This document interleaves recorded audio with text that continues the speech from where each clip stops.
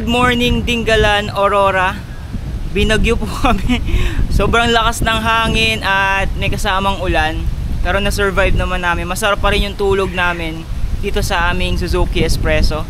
Ayan po ang Dingalan, Aurora. Nandito kami.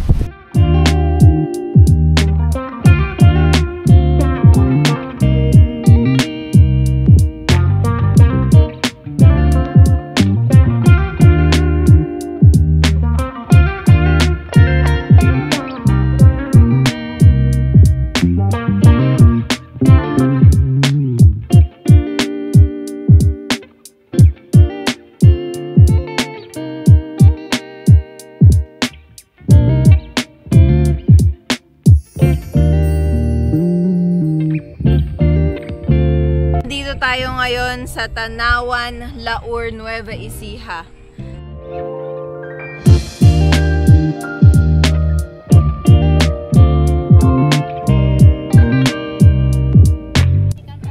Wow! Galing Milan, Italy si Ma'am. Ano pa pangalan ni Ma'am? Judith. Si Ma'am Judith. Hi Ma'am Judith. Si Sir po.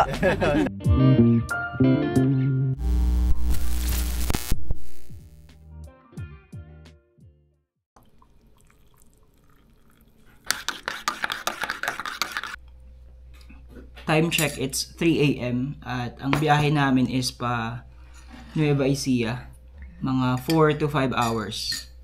Pa full tank muna kami at saka pahangin ng aming Suzuki Espresso. Loaded kami ngayon mga bossing, kaya pina 32 ko yung lahat ng gulong. Ayan, harap likod 32 na yan. Ibang gamit nandun sa ibabaw, yung iba nasa loob. Tapos may kasama kami, tatlo kami ngayon na magta-travel vlog or magka-car camping. Kasama namin si Stephen, mamaya pakilala namin sa inyo. 4 AM na kami nakaalis at estimated time of arrival namin doon sa, akala ko Nueva Ecija, hindi, dadaan pala kami ng Nueva Ecija. Saan tayo magka-camping, bebe? Sa Dingalan, Aurora. Sa Dingalan. So yung Nueva Ecija at Dingalan, magkatabi lang sila, no? Okay. Dulo na siya ng Gabal dun. So more than 4 hours yung biyahe. Siyempre mag-stop over pa mamaya. Magte-take ako ng mga aerial shot. So probably mga 9 AM na tayo darating dun sa Dingalan, Aurora. Papuntang Dingalan, Aurora, papasok kami dito sa NLEX at lalabas kami ng, anong exit ulit yun? Santa Rita? Santa Rita. Sabi kasi dito sa Waze, dalawang expressway, NLEX at saka ECTEC. So sabi ni Steven, ang aming navigator, exit kami ng Santa Rita. Makakatipid pa, tapos mapapabilis. Subukan natin. Bago nga pala yung RFID namin, kasi yung Easy Trip RFID namin dati, yun yung mga unang labas, luma na, so pinalitan namin. Masusubukan natin ngayon kung gagaan na kagad. Ayan, dito tayo. Wala na akong nakikita ang cash lane. Puro lahat RFID na nakalagay. So ngayon tingnan natin kung mababasa ang ating bagong RFID.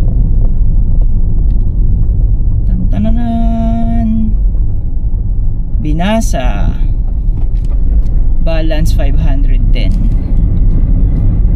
Smooth lang. Ano meron? Pares. Ito, walang goto. Mami na lang ako, mami. Ito 5 o'clock in the morning at kain muna kami ng pampagising. Mami. Ang pagkain ko ay mami. Ganon din kay Kenzie, mami with egg. Si Stephen, ang aming special guest. Mahalang TF nito. Order siya ng papaitan. Ayan. Siya yung aming pinaka-navigator kung saan yung pupuntahan namin doon sa Dingalan, Aurora. Doon kami magka-car camping at mag-aangkat din kami ng mga gulay. Doon mismo sa lugar nila. Gulay ni Ninong. Tipen, pang ilang kanin mo na yan? Pangatlo na to, kuya. Alam ko ba nagda-diet ka? Mamaya na lang. Kuya, hindi masarap yung papaitan. Nakakatatlong kanin na to. Hindi ko malasahan ko eh. Anong pangalan po nito? Boss A. Oh, mga bossing. Boss A dito. Anong lugar to, kuya? Pulihan po. Pulihan, yun. Bulacan. Barangay Pulihan. Yun, hanapin nyo lang si Kuya Anton. Tikman nyo yung kanyang papaitan. Ito matitiyak ko. Lasang papaitan.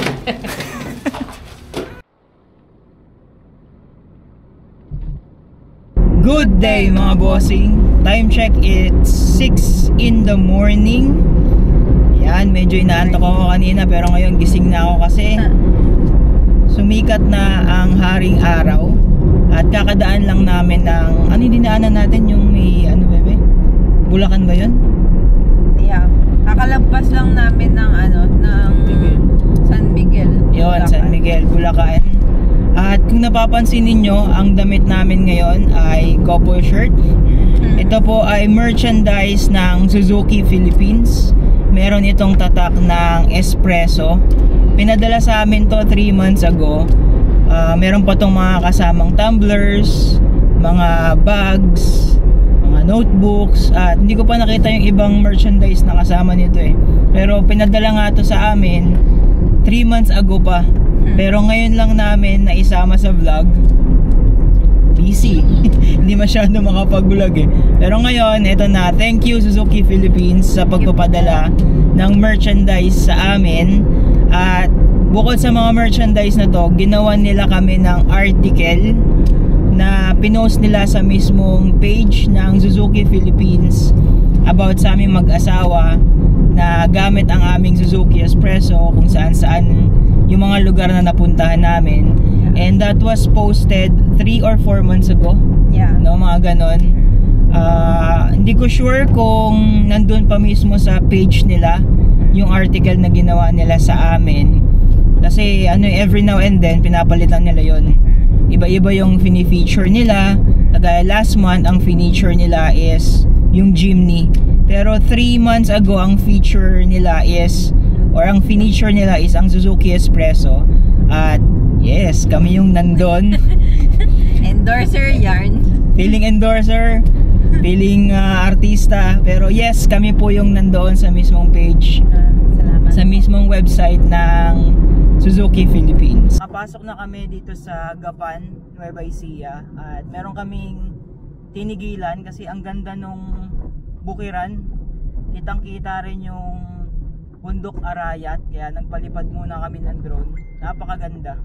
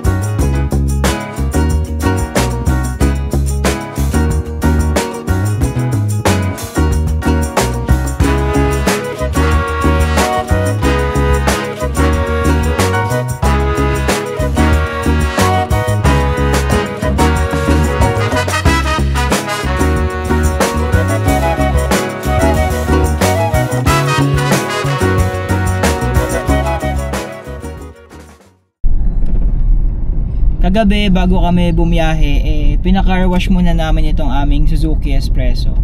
At dahil magpa 5 years na rin tong unit namin, pina-wax ko na rin siya, machine wax. Kasi bihira lang ako mag-apply ng wax dito sa unit namin, kaya feeling ko kagabi deserve niya ng parang masahe. Masahe ba yun?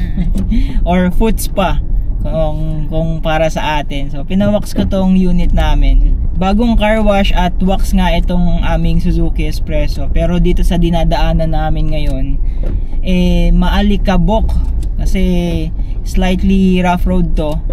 Hindi siya konkreto or hindi siya asfalto. So parang madudumihan na naman itong aming unit. At maalikabok syempre. Mawawala na naman yung kintab.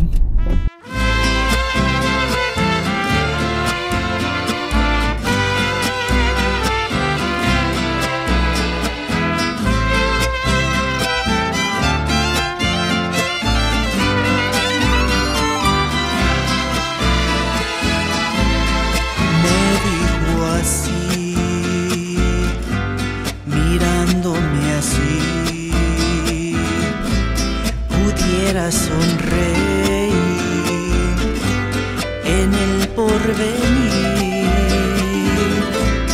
en el porvenir, pudiera sonreír, me dijo así, mirándome así, me dijo así con sus ojos honestos y claros, que siempre estaría. Tanawan, Laur, Nueva Ecija. May overlooking view sila dito. Ganda rin ah. Para siyang malaking golf Uy, course. espresso! Ayun o. Oo nga. Oh. Hello. Hello pa, shout out po. Sabihan natin si brother. Ayan o. Oo. Ba, may side awning din. Sa mount ko yun? Hindi. Kasi mas maganda kung sa mount yan. Andito tayo ngayon sa Tanawan, Laur, Nueva Ecija. Ang pinaka-famous na overlooking view. Napakaganda. Tanawan. Merong entrance fee na 35 pesos per person, pero sulit. Yeah. Sulit mag-picture-picture dito. Kung may drone kayo, magpalipad kayo ng drone. Napakaganda. Yan. Bali, hindi pa ito yung campsite na pupuntahan namin. Stop over lang to. Pero sulit. Napakaganda oh. Woo! Meron tayong nakasabay na Suzuki Espresso dito. Halos parehas kami ng setup eh oh. May roof rack. May side awning. May ilaw din yung harap. Ayan. Shoutout sa'yo, bossing. Dito sa Nueva Ecija pa rin to, no? Nueva Ecija. Ayan po ang iyong kakambal. Yan. Meron tayong natsempohan dito, guys. Kapwa Espresso. Hello po. Hello po. Sa inyo po yung espresso. Oh. Bagong bago ah. Wow! Galing Milan, Italy si ma'am. Ano pa pangalan ni ma'am? Judith. Si Ma'am Judith. Hi, Ma'am Judith. Lahat na pala Si tayo, Sir ah. po. Nagkataon pag-akyat namin, sabi ko espresso yun no. Oh. Galing pa kami Maynila eh. Wow. Safe travels po, ma'am. Safe travels. Ingat po kayo. Kakapasok lang namin dito sa Gabaldon, Nueva Ecija at ang oras natin ngayon ay 10:30 AM. Supposedly 9 AM dapat nandun na kami sa Aurora, sa campsite mismo. Pero napakaraming magagandang lugar yung napuntahan namin. Kaya nag-stop over kami. Sayang naman kung hindi kami makakuha ng magandang shot at aerial shot doon sa mga lugar na yun. Kaya okay lang kahit late na kami makapag setup doon sa campsite kasi sulit naman. Ang gaganda ng mga nakuha naming photos, videos doon sa mga lugar na yun. Ngayon, saan na tayo papunta? Papunta na tayo sa Ayun, diretso na tayo doon sa Carino. Carino Resort campsite. Nakalimutan ko yung buong pangalan. Pero tingnan natin kung maganda doon. Sinuggest din yun ni Stephen eh. Kasi nga si Stephen taga dito sa Nueva Ecija. Kaya siya yung pinaka tour guide namin, navigator. Kaya ang dami namin napuntang magandang spot, lugar na nadaan kanina. So kung late kami makapag-set up doon sa campsite, si Stephen yung may kasalanan. Kasi sinasabi niya, kuya dyan, stop over tayo, picture. Yun. Bago kami pumunta sa campsite, pupunta muna kami ng palengke. Kasi wala pa kaming dalang pagkain. Doon Doon na kami mamimili sa pinakamalapit na palengke doon sa campsite. Dito kami sa Dingalan Port. Mamalengke muna ng aming kakainin. Yan, dami isda dito. Lapu-lapu sir, pang-sweeting sa sigang. Alin po dyan ang lapu-lapu? Ito po. Ito po naman yung hipon. Ito naman yung sumpo. Yun o, lalaki oh. 600 lang po to. Ito, 480. May urik tayong pusit ba? Magkano yung lato? 200 po ang kilo. Kumakain ka ng lato. Lato-lato, Ted. Ito, oh, Lahat-lahat. dami. So, alas 12 na, wala pa kami sa campsite. Kaya kain na kami dito. Ano mga ulam? Ito, tayo, magkano? 70 po dyan. Ano po ito? Caldereta. Kaya muna kami. Hindi na kinaya umabot sa campsite. Bulalo. Papaitan na naman. Caldereta. Yan.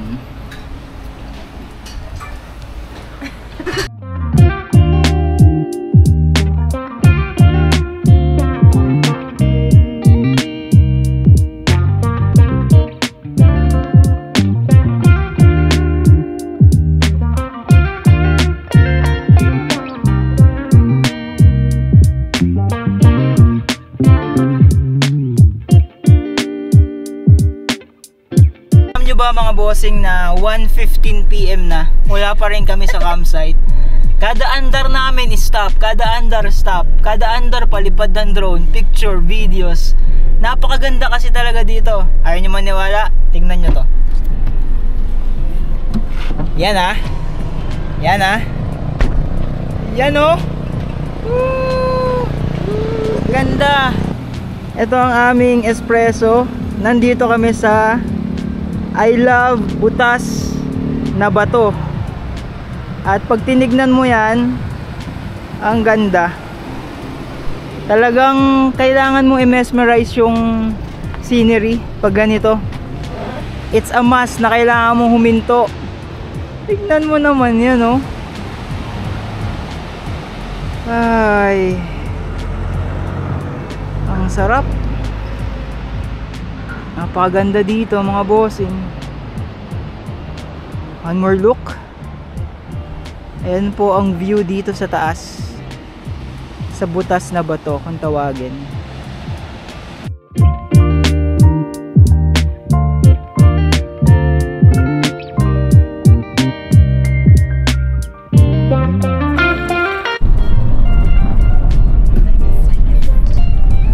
Ayan po yung mag-asawang mababait. Hindi nag-aaway yan.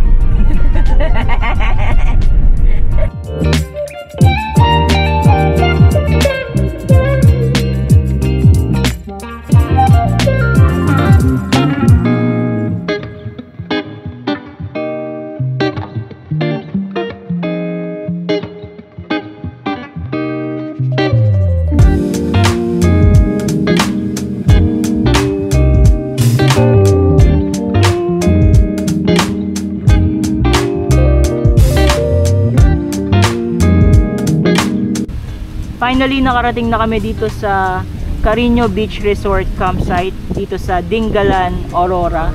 Medyo malakas yung hangin. Ewan namin kung makakapagpalipad kami ng drone, pero for now, magsiset up muna kami.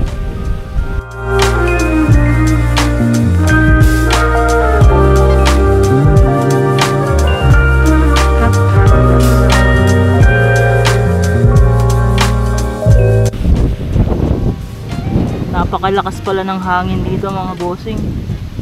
Kita nyo yan oh. Hindi ko magawang magpalipad ng drone. Baka tangayin yung aming DJI Mini 3 Pro.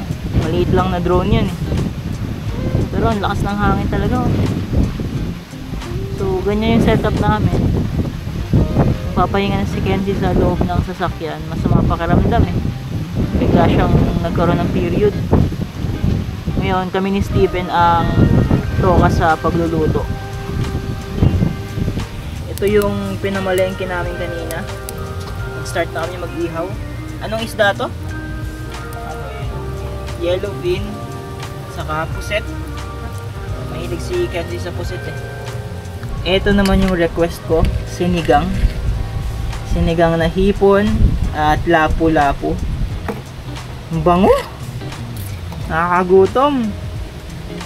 Yummy!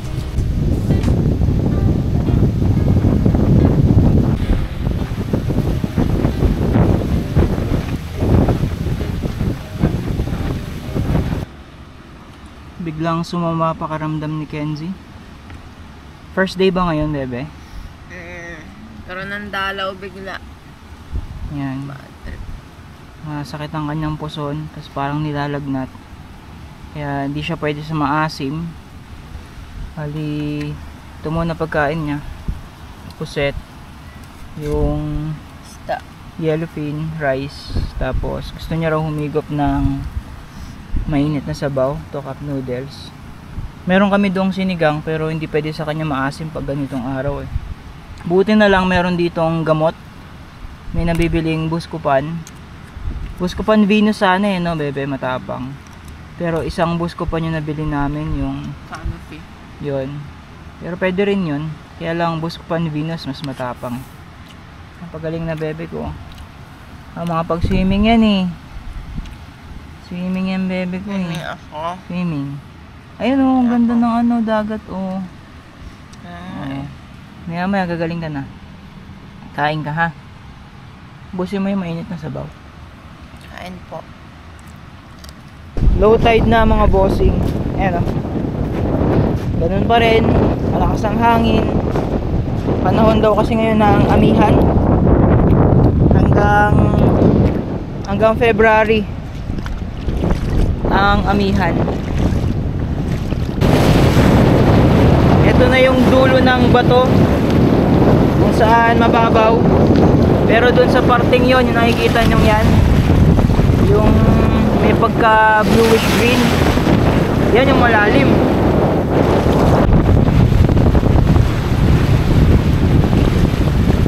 Hindi ka pwede maglakad dito ng nakayapak, matalas yung mga bato, masusugat kayo.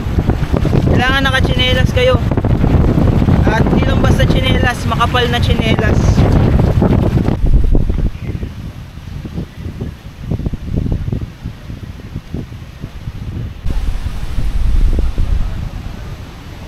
Good morning, Dingalan, Aurora. Binagyo po kami. Bumuhos ang napakalakas na ulan at hangin. Kaya niligpit ko na yung aming awning. Ayan po, low tide pa rin. Oras po natin ngayon ay alas 7 na. Sarap naman ang tulog namin. Actually si Kenzie tulog pa rin eh. Ayan po ang Dingalan, Aurora sa umaga. Ayan.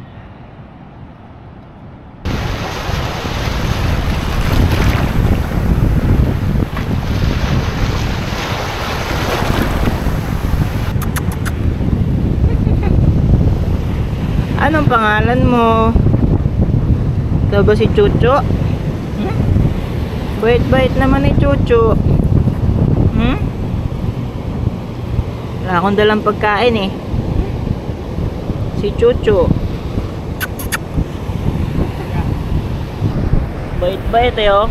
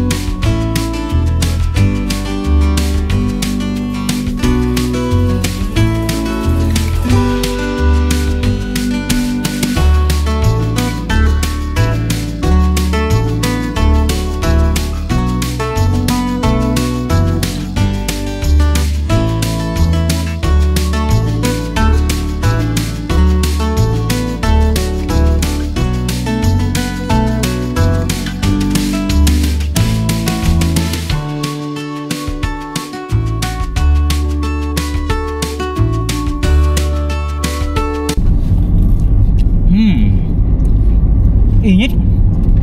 Bagong luto. Bukod sa camping, isa pa ang agenda namin is, kaya, init. Cut. Bukod sa camping, isa pa sa agenda namin is kumuha, mag-angkat ng mga gulay, sibuyas, bawang, kalabasa at iba pang gulay sa Nueva Ecija kasi mas mura ang mga gulay dito. Kaya pupunta kami sa, ano pangalan ng new market, bebe? New Sangitan Market. Doon kami kukuha ng mga gulay.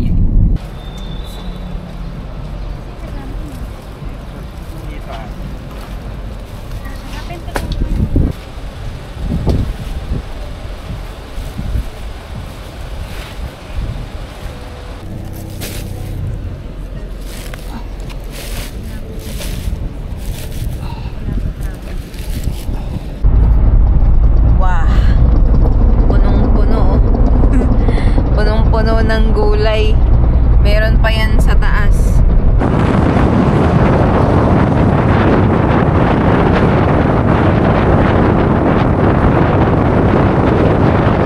Pabalik na kami ng Marikina. Pumasok kami ng CLX kanina, tapos lusot ng SCTEX. Ngayon ay nasa NLEX na kami. At mga 1.5 oras na lang nasa Marikina City na kami. At tulog na yung mga kasama ko. Ako na lang gising. Siyempre hindi ako pwedeng matulog. Ako yung drive eh. Tulog na si Kenzie, si Stephen nasa likod. At literal na mabigat kami ngayon. Literal na napakarami naming dala. Dito sa loob ng aming sasakyan, punong-puno. Yan. Itatabi ko lang muna dito sa kanan. Yan. May part kasi na pangit yung daan dito sa NLEX. Ayan, smooth na ulit. So sa taas, punong-puno rin yung aming roof basket. Nandun yung malaki naming box kung saan nakalagay yung mga pang car camping namin. Tapos doon sa unahan, bandang side or bandang unahan ng aming roof basket, meron kami kinargang 7 sako ng sibuyas. At I think 4 na sako ng bawang. Bawat isang sako nun 10 kilos. So 100. Reduced speed ahead. Reduced speed ahead daw. 60 lang kasi yung pwede dito. So yun nga, yung sabi ko kanina, 7 sako ng sibuyas, 4 na sako ng bawang, 10 kilo bawat isang sako. So that's around 110 kilos para dun sa sibuyas at bawang. Tapos yung basket pa or yung box pa namin pang camping, nasa 40 kilos yun. So more or less 150 kilos yung karga namin sa taas. Tapos dito sa loob, meron pa kaming 2 galong mantika, tapos 2 supot ng upo, malalaking upo, sitaw, tapos 1 supot ng karot, 1 supot ng patatas. Tapos syempre yung iba pa namin gamit nandun sa pinaka-trunk, sa pinakalikod, yung mga hinigaan namin, mga dala namin bag. So talagang punong-puno kami ngayon. Dahil mabigat nga yung aming karga dito sa aming Suzuki Espresso, napansin ko na medyo lumakas yung kain niya ng gasolina. Usually kapag nagpupunta kami ng Nueva Ecija, balikan, may natitira pang konting gas. Pero ngayon 2 bars na lang. Kaya magpapagas na ako sa may pinakamalapit na gasolinahan dito sa expressway.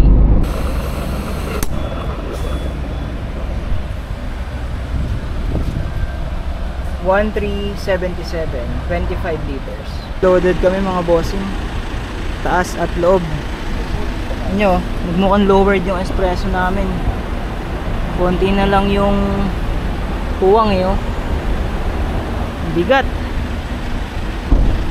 Ang rason nga pala kung bakit kami nag-angkat ng mga gulay ay dahil bukod sa car accessory business namin, yung car accessory business nga pala namin is available sa Lazada, Shopee at TikTok. I-search nyo lang Danzi Store. Pwede nyo rin kaming i-message sa aming FB page. Search nyo po sa FB Danzi Vlogs. Yung nga, bukod sa car accessories, meron po kaming food business. Ang page po ay NMD Boulangerie. Ang pinaka-main na nag-aasikaso niyan is si Kenzie. Pag nag-inquire kayo dyan, siya yung magre-reply sa inyo. Bali, ang aming food business ay more on food packs. Nagpe-prepare kami ng mga ready na meal for events. Perfect yan sa mga crew meals, pwede sa mga anniversary, birthday, or any events. Pwede rin food trays. Nagko-customize kami ng menu, depende po sa gusto ninyo at depende rin sa budget. We can prepare Filipino food and even international.